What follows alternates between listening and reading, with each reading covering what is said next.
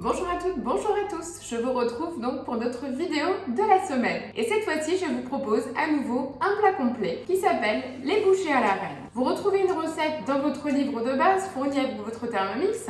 Vous en avez également une autre sur Cookidoo.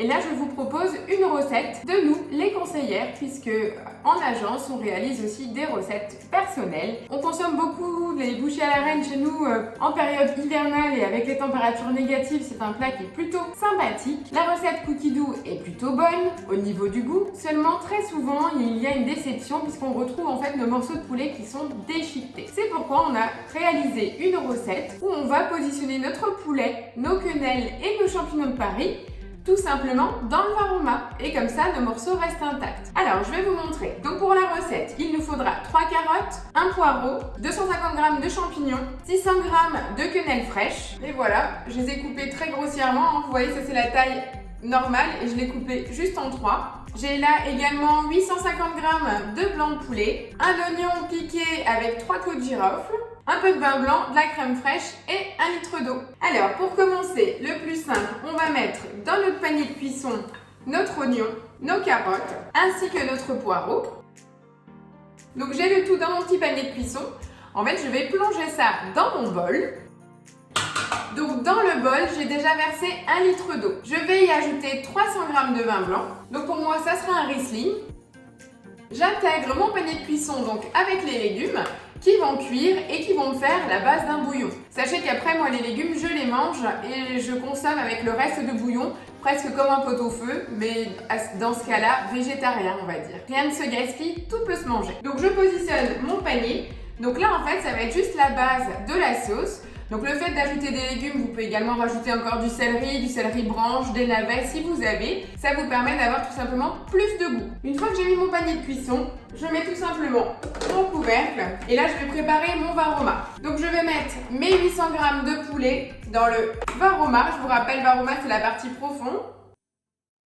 Donc j'ai coupé assez grossièrement mes morceaux de poulet. Comme ceci. Je pense à laisser la petite cheminée au milieu pour une meilleure répartition de cuisson. J'intègre mon plateau sur lequel je vais positionner mes quenelles fraîches. Donc moi je les ai coupées vraiment de façon très grosse parce qu'on aime bien les retrouver dans la sauce. Puisque là je vous explique, on va tout cuire en un avec le bouillon qu'on est en train de faire en même temps. D'accord? Une fois que c'est cuit, toute la partie cuite, donc poulet, quenelles, champignons, vont être transvasés dans un plat. Et je vais retirer mon panier de cuisson avec les légumes et lier le bouillon obtenu pour avoir la fameuse sauce blanche. Et voilà, mon varoma est prêt. Je le positionne, on n'oublie pas le couvercle et là tout simplement on part pour 25 minutes en température varoma. N'oubliez pas la température mémotechnique, vitesse 2, donc 25 minutes. Et bien sûr au bout des 25 minutes, en fonction de la quantité de poulet que vous aurez mis, n'hésitez pas à rajouter 1 ou 2 minutes de cuisson si c'est nécessaire. Tout dépendra en fait de la taille de vos morceaux de poulet et de la quantité.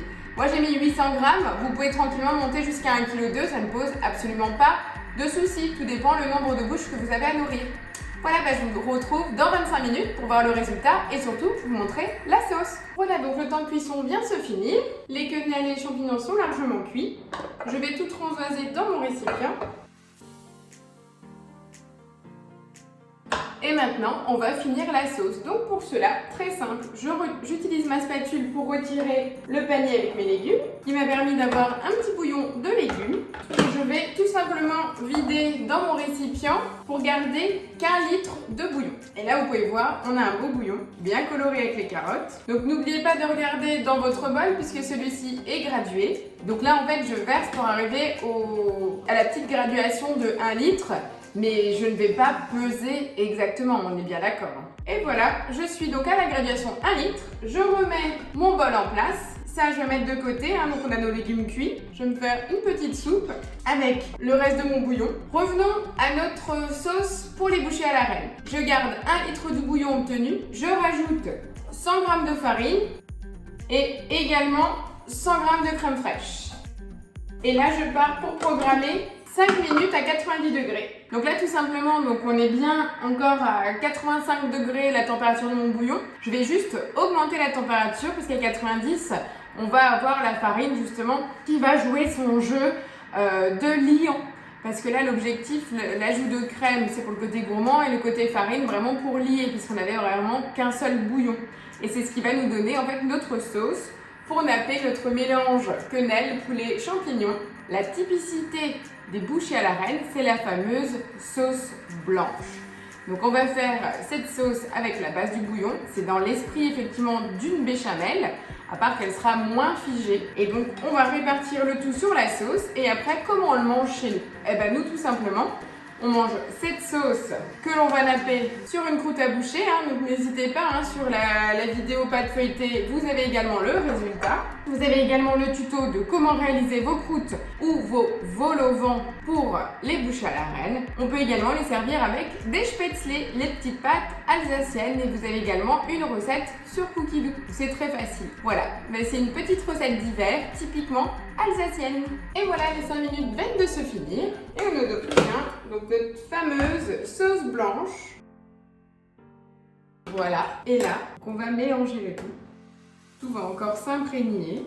Et on a donc le mélange quenelle, champignons. Et on va prendre cette sauce, on va tout simplement creuser l'intérieur du vol au vent et verser dessus.